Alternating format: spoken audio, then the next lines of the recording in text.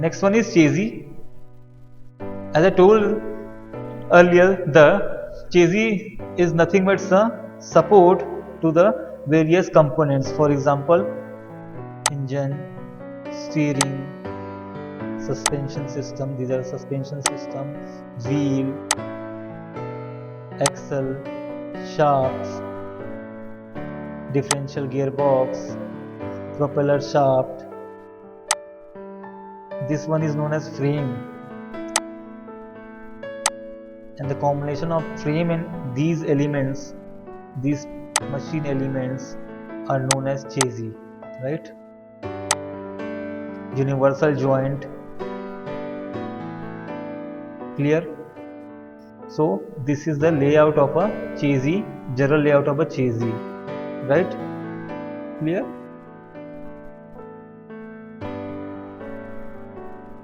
And second part is the engine. Engine is a power source. I have told you earlier, engine is power source. There are various kinds of engine, IC engine available in a vehicle, mounted on a vehicle. For example, SI engine, spark ignition engine, also known as gasoline engine, petrol engine, CI engine, compression ignition engine, two-stroke engine, four-stroke engine. So most commonly used the engines are four-stroke compression CI engine or four-stroke SI engine. Clear? So here you can see the engine parts and the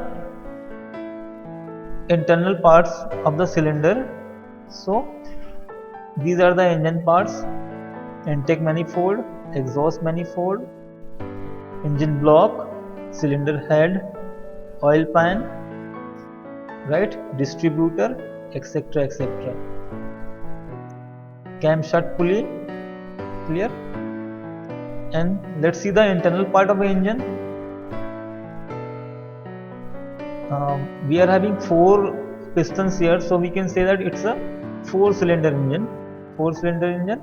So 4-cylinder engines have 4 pistons or 8 valves.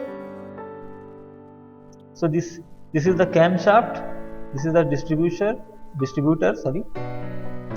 Timing belt, spark plug.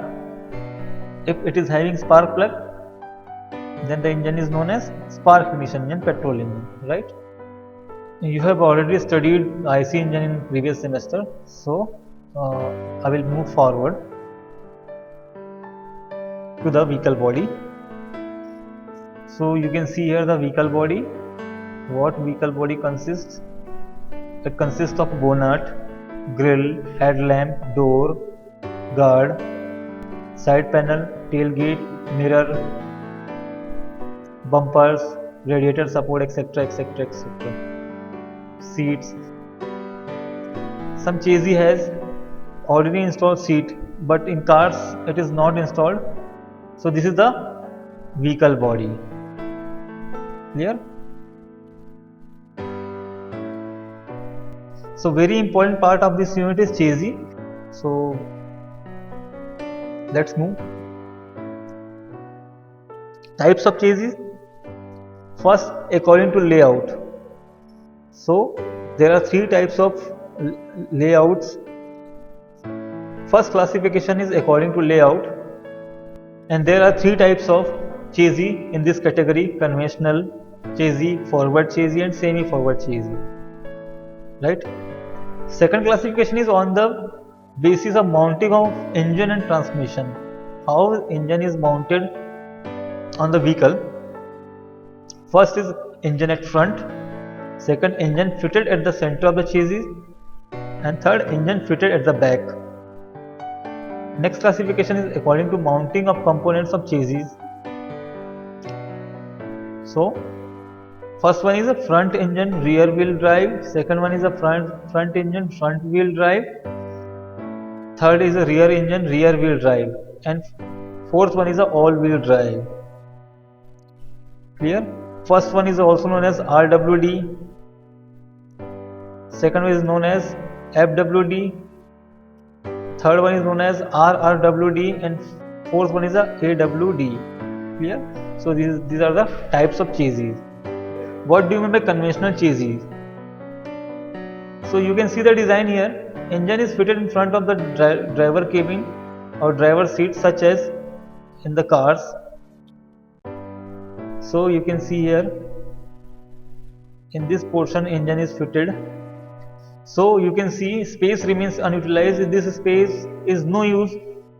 Chassis portion cannot be utilized for carrying passengers and goods. You can see here, space remains unutilized.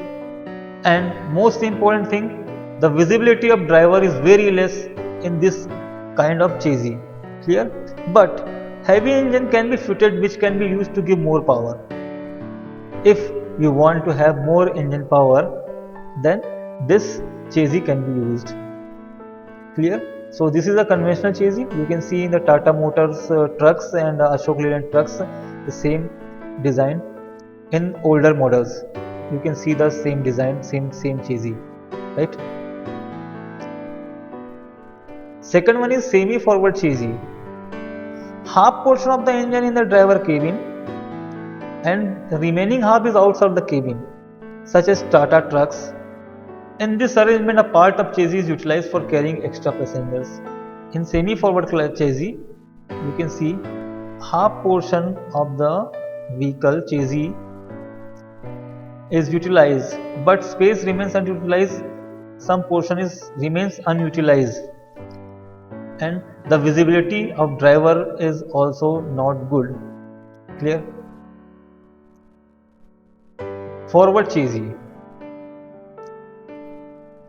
100% space is utilized.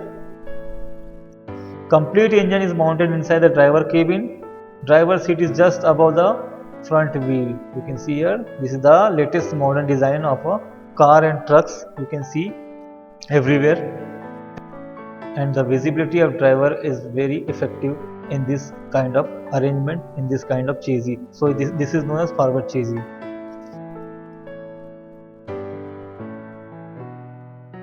Next arrangement is engine at front. You can see engine is front. Is conventionally the engines are fitted at front and drive is given to the wheels from the rear. You know that most of the cars, most of the vehicles have the same arrangement, same chassis, where engines are fitted at front and drive is given to the wheels from the rear. And what are the advantages? Enough space is available for luggage behind the rear seat, right? Due to this arrangement, weight of the vehicle is well balanced, because we are having engine here,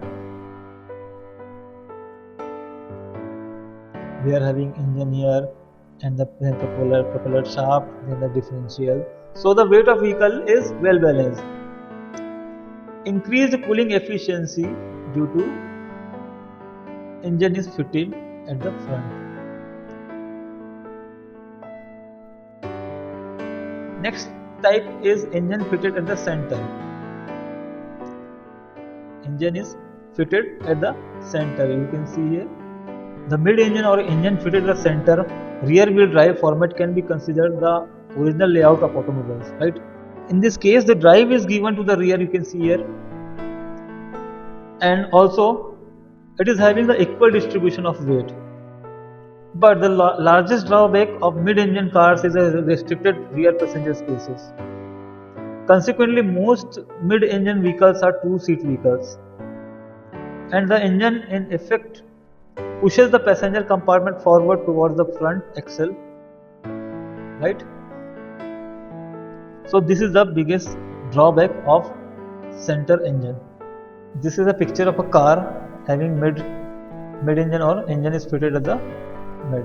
You can see engine is mounted at the center, right? Next, engine fitted at the back, it is also known as rear wheel drive. It is having lots of advantages, like flat floor is available since long propeller shaft is eliminated. Since it is a rear wheel drive, so no propeller shaft is needed. Clear? And this is the biggest reason that we are not having the long propeller shaft. The center of gravity is lowered, giving stable driving in this case. Next, due to the elimination of long propeller shaft, better adhesion on the road when climbing hills. Clear? So this is the very effective arrangement. You can see the example now of engine fitted at back. It is also known as rear wheel drive. Clear?